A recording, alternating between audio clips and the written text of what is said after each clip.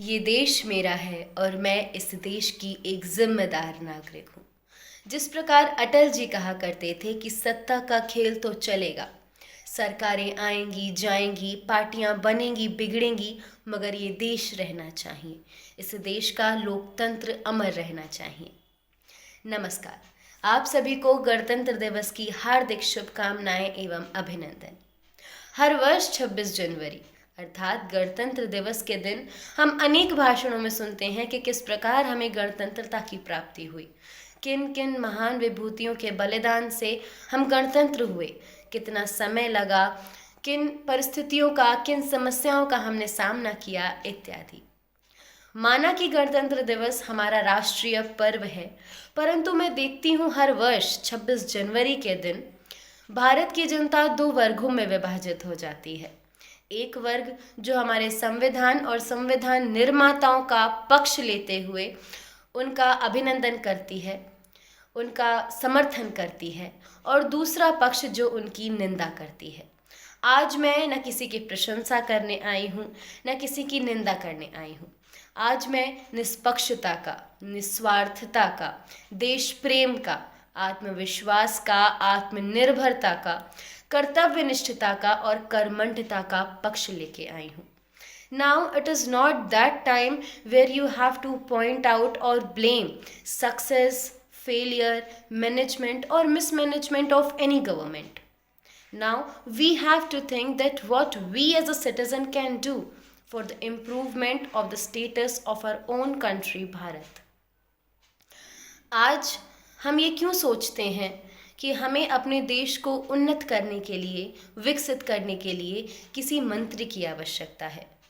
सत्ता जनता के हाथों में है, ये देश हमारा है, तो हम क्यों अपने देश भारत की बागडोर अपने हाथ में लेने से चूक रहे हैं। मैं मानती हूँ कि आज हमें अपने नैतिक अधिकारों से अधिक नैतिक कर्तव्यों पे अधिक ध्यान देना होगा। भारत एक स्वतंत्र, मैत्री वाला, एकता और एकजुटता का देश है। सामाजिक समरसता के लिए सर्वप्रथम हमें सभी भेदों से अपने आप को मुक्त करना होगा, चाहे वो जातिगत भेद हो, रंग भेद हो या किसी भी प्रकार का भेद हो। हमें इन भेदों से मुक्त होकर परस्पर एकता से, आपसी सहयोग से अपने देश को आगे बढ़ाने का प्रयत्न करना होगा। हमें उल्लसित और उमंगमय होकर भारत के उत्थान का लक्ष्य साधना होगा।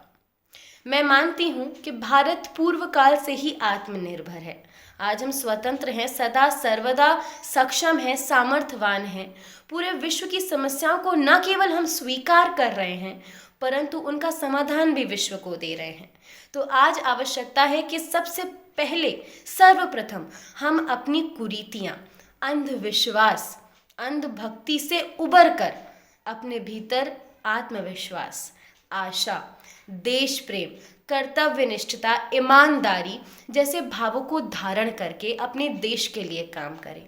अपनी ऊर्जा से अधिक अपने देश के लिए हम प्रयत्नशील रहें।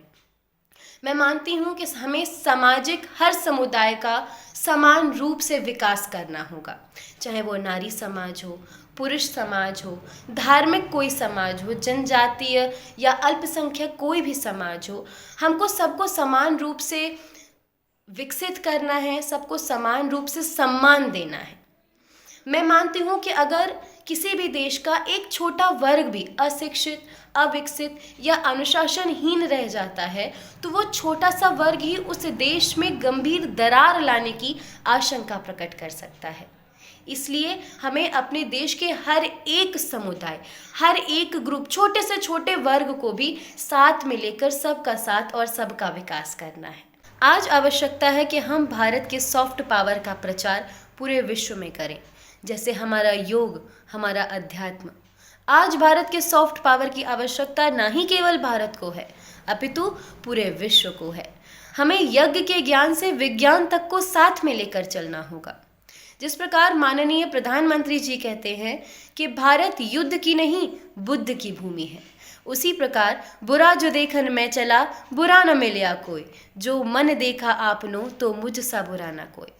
इस दोहे को हमें चरितार्थ करते हुए दूसरों की गलतियां ढूंढने में अपना समय व्यर्थ नहीं करना है, अपितु ये सोचना है कि अपने देश के लिए हम स्वयं क्या कर सकते हैं, क्या करना चाहिए, क्या कर रहे हैं और क्या नहीं करना चाहिए। साथ ही साथ अपने भीतर से, अपने हृदय से हमें द्वेष की भावना, जलन की भावना, आपसी मनभेद, मतभेद और नकारात्मकता का परिहार करके को निकाल फेंकना होगा और अपने भीतर आत्मविश्वास जागृत करके अपने देश को सक्षम और सशक्त बनाने का इंडिविजुअल प्रयास करना होगा। धन्यवाद। जय हिंद, जय भारत।